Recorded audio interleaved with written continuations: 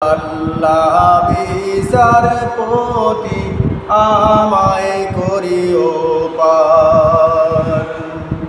ওগো আল্লাহ বিচারপতি আমায় করিও পার। আমি পাপী হইয়া গুনাহগার, আমি পাপী হইয়া গুনাহগার, কান্দি যারে যার। ওহে আল্লাহ বিচারপতি আমায় করিও পার। ওগো আল্লাহ বিচারপতি আমায় করিও পার। প্রিয় বন্ধুরা আমার, কিয়ামতের ময়দানে মহান আল্লাহ রব্বুল আলামিন বিচারের আসনটা নিয়ে বসবেন, কাহার নাম ধারণ করে বসবেন। সেদিন তার কাছে এরকম কোনো দয়া মায়া থাকবে না, মহাব্বত থাকবে না, একটাই নাম থাকবে, ইয়া কাহার ইয়া কাহার। সেদিন তিনি কঠিন নামে উপনীত হইয়া বিচার শুরু করবেন। ফামান ইয়ামাল মিসকালা যাররাতিন খায়রান ইয়ারা ওয়া মান ইয়ামাল মিসকালা যাররাতিন শাররান ইয়ারা। প্রত্যেকটা মানুষের কাছ থেকে যার্রা যার্রা ভাবে হিসাব নেওয়া শুরু করবে। কাউকে হিসাবের কাছ থেকে ছাড় দেওয়া হবে না, কেউ হিসাবের মুখ থেকে বাঁচতে পারবে না, কেউ মিজানের দাঁড়িপাল্লা থেকে বাঁচতে পারবে না। সবাইকে হিসাব দিতে হবে, হিসাব দিতে হবে।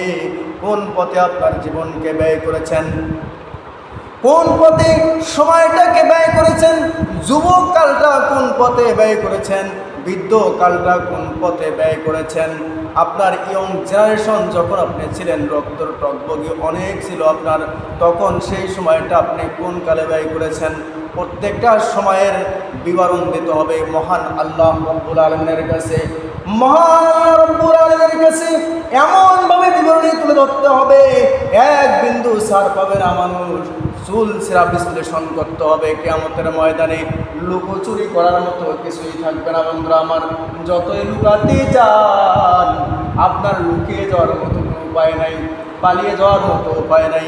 আপনি কোথায় যাবেন, কি করবেন, কোনো বুঝ থাকবে না আপনার। সেই দিন কিয়ামতের ময়দানে মহান আল্লাহ রব্বুল আলামিন বলবেন, তোমাদের দুইটা অপশন রয়েছে। একটা অপশন হলো কিয়ামতের ময়দানে হাজির হয়েছো, দুনিয়াতে অনেক ক্ষমতা দেখিয়েছো, আজকে তোমাদেরকে একটা ক্ষমতা দেখতে চাই। যে কোনো একটা ক্ষমতা যদি তোমরা দেখাতে পারো, তাহলে আজকে তোমরা হয়তো এখান থেকে বেঁচে যেতে পারো। আর একটা অপশন হচ্ছে আমার ময়দান ছেড়ে তোমরা অন্য কোনো ময়দানে চলে যাও। প্রিয় বন্ধুরা আমার, এইবার লক্ষ্য করে দেখুন, এইবার হিসাব করে দেখুন, আপনি সেদিন কিসের বাহাদুরি করবেন, কিসের তাকাব্বরি করবেন, কিসের মাস্তানি করবেন। সেদিন তো আপনার সমস্ত মাস্তানি শেষ হয়ে গেছে। মাস্তানিগুলো খতম করে দিয়া কিয়ামতের ময়দানে হাজির হয়েছ। মাস্তানিগুলো সব দুনিয়াতে রেখে গিয়ে কিয়ামতের ময়দানে হাজির হয়েছ। সেদিন তো তোমার মাস্তানি করার মতো লোক থাকবে না।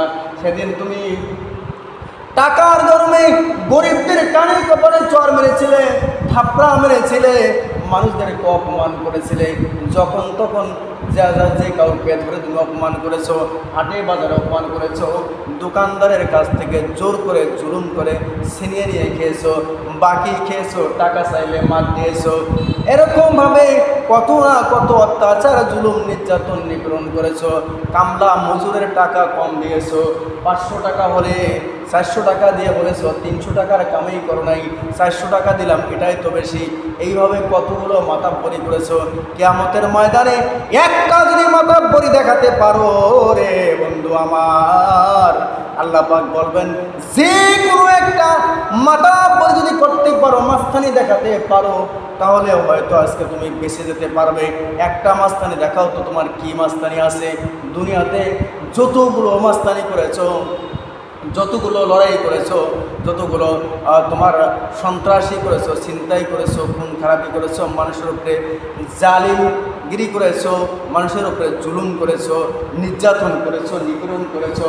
আজকে যে কোনো একটা জায়গা থেকে একটা শুধুমাত্র মাস্তানি দেখাও, তুমি হয়তো এই মাস্তানি দেখার কারণে বেঁচে যেতে পারবে। আর নয়তোবা যদি মাস্তানি দেখাতে না পারো, দ্বিতীয় অপশন হচ্ছে আমার এই ময়দান ছেড়ে তুমি এক্ষুনি বেরিয়ে যাও, নয়তো তোমাকে কিছুক্ষণের ভিতরেই এমনভাবে তোমাকে আযাবে গ্রেফতার করবে, সেই আযাবে গ্রেফতার করার কারণে তুমি এখানে একদম তছনছ হয়ে যাবে, ধ্বংস হয়ে যাবে, ভস্ম হয়ে যাবে। প্রিয় বন্ধুরা আমার, একটু লক্ষ্য করে দেখুন আল্লাহ পাকের দুইটা অপশন, এই দুইটা অপশন কত সুন্দর। আপনি কি কিয়ামতের ময়দানে বাঁচতে পারবেন নাকি? মাস্তানি দেখাতে পারবেন নাকি? আবার আল্লাহ পাক বলতেছেন, যদি মাস্তানি দেখাতেই না পারো তাহলে এক্ষুনি এই ময়দান ছেড়ে চলে যাও, এই ময়দানে থাকতে পারবে না। যদি এই ময়দান ছেড়ে যেতে পারো তাহলে হয়তো বা তুমি বেঁচে যাবে। প্রিয় বন্ধুরা আমার, এই দুইটা কাজের একটা কাজও কি আপনি করতে পারবেন নাকি? সম্ভব নাকি? আজীবনও কোনোদিন সম্ভব হয়নি, হবেও না। প্রিয় বন্ধু রে, তাহলে বুঝতে হবে দুনিয়াটাই হচ্ছে একটা ইবাদতের জায়গা, দুনিয়াটাই হচ্ছে আখিরাতকে সাজানোর জায়গা, দুনিয়াটা হচ্ছে আখিরাতকে সৌন্দর্য করার মতো একটা জায়গা, দুনিয়াটাই হচ্ছে কিয়ামতের ময়দানে গিয়ে এই কঠিন মহা মুসিবতের দিনে মহান আল্লাহ রাব্বুল আলামিনের কাছে ওই দিন সুখে শান্তিতে থাকার জন্য দুনিয়াতেই আপনাকে সুখ উপার্জন করে যেতে হবে, শান্তি উপার্জন করে যেতে হবে। দুনিয়ার জিন্দেগি যেমন হবে বন্ধু, কিয়ামতের জিন্দেগিটাও ঠিক তেমনই তোমার হবে। প্রিয় বন্ধুরা আমার, এই জন্যই একটু আগেই বলছিলাম, ও গো আল্লাহ বিচারপতি আমায় করিও পার, ও গো আল্লাহ বিচারপতি আমায় করিও পার। দুনিয়াতে আমি এসে কত ভুল করেছি, কত গুনাহ করেছি বন্ধুরে, সমস্ত গুনাহ খাতাগুলো আল্লাহর দরবারে হাজির করে দিয়ে আপনাকে একদম নমনীয় হতে হবে। আল্লাহ পাকের কাছে তোমাকে সারেন্ডার করতে হবে। যদি সারেন্ডার নাই করো, এই মাস্তানি করতে করতে হয়তো তোমার ভিতর থেকে একসময় রুহটা বেরিয়ে যাবে। আর যখন রুহটা বেরিয়ে যাবে, তোমার মাস্তানি বন্ধ হয়ে যাবে বন্ধু। কিয়ামতের ময়দানে তুমি গিয়ে ধরা খেয়ে যাবে, কিয়ামতের ময়দানে গিয়ে তুমি আটক হয়ে যাবে। প্রিয় বন্ধু রে, আজকের সময় থাকতে তোমাকে বলে যাই, তোমার হাতে ধরে যাই, পায়ে ধরে যাই, নামাজ না পড়ে কেউ কবরে যেও না। প্রিয় বন্ধুরা আমার, একটা উদাহরণ দেই আপনাদেরকে, যেহেতু সময় নাই, আসলে আমি কথা বলতে চাই, আমার কথা বলার খুব ইচ্ছে যে আমি মন ভরে প্রাণ ভরে কথা বলবো, কিন্তু আসলে কথা বলার সুযোগই আমার হয় না। এই জন্যই অল্প সময়ে আমাকে আলোচনা শেষ করতে হয়। বিভিন্ন কারণেই সময় দেওয়া খুব কষ্টকর হয়ে যায় আমার জন্য। প্রিয় বন্ধুরা আমার, উদাহরণটা এইভাবে দিতেছিলাম, যদি একটু মনোযোগ দেন তাহলে হয়তো বা বুঝতে পারবেন। একটা চোর চুরি করতে গেছে একটা বাড়িতে গিয়ে চুরি করলো, অনেকগুলো চুরি করলো, অনেক জিনিস চুরি করলো। চুরি করার পর যখন চলে যাবে, সেই সময় গৃহস্থ দেখতেছে চোরে চুরি করেছে। প্রিয় বন্ধু রে, বাড়ির আশেপাশে সিকিউরিটি গার্ড ছিল, তারা দেখতে পারলো চুরি করেছে। আবার এলাকাবাসীরা সবাই দৌড়াদৌড়ি করে এসলো বাড়ির গৃহস্থর কাছে, সিকিউরিটির কাছে। চোর ধরা পড়ে গেল। এবার সবাই মিলে কঠিন ধোলাই দেওয়া শুরু করলো চোরকে। এমন ধোলাই দিচ্ছে, মায়ের সঙ্গে চোর ওরে বাবারে ওরে মারে করে চিৎকার করতেছে। প্রিয় ভাইরা আমার, বাড়ির গৃহস্থ এসে বলতেছে, থাক, আর মারার দরকার নাই, ওকে এখন ছেড়ে দাও, তবে ওকে তওবা করে ছেড়ে দাও, যে ও যেন আর কোনোদিন চুরি না করে। প্রিয় বন্ধুরা আমার, সবাই তাকে যখন বলল, এই বদমাইশ, এই চোর, এই লুচ্চা, এই বদমাইশ, তুই আর কোনোদিন চুরি করবি নাকি? আর কোনোদিন এই বাড়িতে আসবি নাকি? চোর বলতেছে, না না ভাই, আমি কোনোদিনও আসবো না, কোনোদিনও আসবো না, আমি কান ধরছি, আর কোনোদিন এই বাড়িতে চুরি করতে আসবো না। যে মায়ের খেয়েছি এই মায়েরে আমার জাতের আক্কেল হয়ে গেছে, আমি আর কোনোদিন চুরি করবো না। বন্ধু রে আমাকে ছেড়ে দাও, আমাকে ছেড়ে দাও, প্রিয় বন্ধু রে আমাকে ছেড়ে দাও, আমি চলে যাই, আমাকে ছেড়ে দাও, আমি চলে যাই। এভাবে আকুতি কাকুতি মিনতি করার পর চোরটাকে ছেড়ে দেওয়া হলো। চোরটা চলে গেল, বাড়িতে যায় আর চিন্তা করে আজকে যতগুলো মার খেয়েছি এর চেয়ে বেশি মার খাওয়া মনে হয় আমি আর কোথাও খাই নাই। আজকে অল্প থেকে জীবনটা বেঁচে গেছে, মালিকটা আসলেই ভালো ছিল, যতগুলো জিনিস চুরি করেছি তারপরেও আমাকে ছেড়ে দিয়েছে। আবার ভাবতেছে যতগুলো জিনিস চুরি করেছি যদি জিনিসগুলো একবার নিয়ে আসতে পারতাম তাহলে হয়তো আজীবন পর্যন্ত বসে খেতে পারতাম। আজকের জিনিসগুলো চুরি করতে আমার খুব আনন্দ লেগেছিল, ভালো লেগেছিল। অনেক বড় বড় বোঝা বেঁধেছিলাম, অনেক বড় বড় গাঁটটি বেঁধেছিলাম, কিন্তু একটা গাঁটটিও নিয়ে আসতে পারলাম না, ধরা পড়ে গেলাম।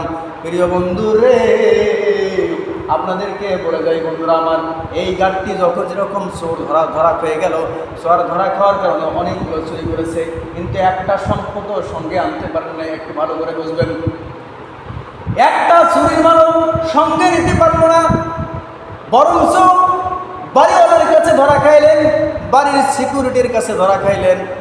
ধরা খাওয়ার পরে মার শুরু হয়ে গেল, এমন মার শুরু হলো তার সঙ্গে এলাকাবাসী সাধারণ পাবলিক এসে যোগ দিল, তারাও এসে মার শুরু করলো। মায়ের চোটে যখন এই চোর অনেক কান্নাকাটি করতেছিল, আবার ওই বাড়ির মালিকে এসে বলল বন্ধু রে থাক, আর মারামারি করার দরকার নেই, ওকে ছেড়ে দাও, ওকে ছেড়ে দাও। আবার তাকে ছেড়ে দিয়েছে, চলে গেল। প্রিয় বন্ধু রে চোর যায় আর এরকমভাবে চিন্তা করে আমি আর কোনোদিন চুরি করব না। এরকমভাবে বাড়ির ভেতর থেকে বেরিয়ে যখন যায় বাড়িটাকে এক নজর দেখার জন্য এক নজর দেখলো, এক নজর দেখে বাড়িটাকে রেখে চলে যায়। আর চিন্তা করে, আর চিন্তা করে 2, 4, 5 দিন 10 দিন অনেক চিন্তা ভাবনা করলো, অনেক চিন্তা ভাবনা করে হঠাৎ করে আবার ওই বাড়িতে চুরি করতে আসলো। প্রিয় বন্ধুরা আমার, ওই বাড়িতে চুরি করতে এসে সেদিন আরও বেশি করে জিনিস চুরি করেছে, অনেক জিনিস চুরি করেছে। চুরি করার পর আবার সেরকমভাবে বাড়িওয়ালার কাছে আটক খেয়ে গেলেন। যখন বাড়িওয়ালা তাকে চোরটাকে ধরে ফেললো, সিকিউরিটিরা ধরে ফেললো, এলাকাবাসীরা ধরে ফেললো। অনেকে এসে অনেক ধরনের কথাবার্তা বলতেছে, নানানভাবে তাকে নানান কুৎসা করতেছে। কেউ বা তাকে ঘুষাচ্ছে, কেউ বা সিমটাচ্ছে, কেউ বা তার কানে ধরে টানতেছে, কেউ বা বলতেছে তোর লজ্জা শরম কিছু নাই, তুই কেমন ধরনের চোর, আজকে কয়েকদিন আগে মাত্র চুরি করে এই বাড়ি থেকে মারধর খেয়ে চলে গেলি, আজকে আবার চুরি করতে আসছিস, তোর কি জাতের আক্কেল নাই, তোর কি জাত ভালো না, তোর কি বংশ ভালো না, তোর কি বিবি বাচ্চা নাই, তোর কি লজ্জা শরম নাই, তুই কি বেহেয়া নাকি? কতভাবে কতজন কত কথা বলতেছে ভাই। ওই চোর শুধু শোনে আর হাসে, শোনে আর হাসে, কোনো জবাব দেন না। এইবার বাড়িওয়ালা তাকে জিজ্ঞেস করতেছে, প্রিয় বন্ধু তুমি এই মায়ের খাওয়ার পর যখন সবাই তোমাকে নানানভাবে নানা কথা কইতেছে, কিন্তু কোনো কথার দিকে তুমি লক্ষ্য করতেছো না, তুমি খালি হাসো, আর তোমার কি আসলে তোমার মতলবটা কি রয়েছে আমাকে একটু বলবে নাকি? এমন কথা যখন তাকে জিজ্ঞাসা করলো, তখন চোর বলতেছে কি বলবো, আর বলার তো তেমন কিছু নেই, এটা তো একটা সহজ ভাষা, সহজ কথা। যদি আপনারাই আমাকে প্রশ্ন করেন আমি চোর, আপনাদেরকে কি বা জবাব দেব? প্রিয় বন্ধুরা আমার, পরিষ্কারভাবে এই চোর জবাব দিচ্ছে, বন্ধু রে আজকে চুরি করেছি বিদায় ধরা খেয়েছি, কিন্তু আপনারা যে আমাকে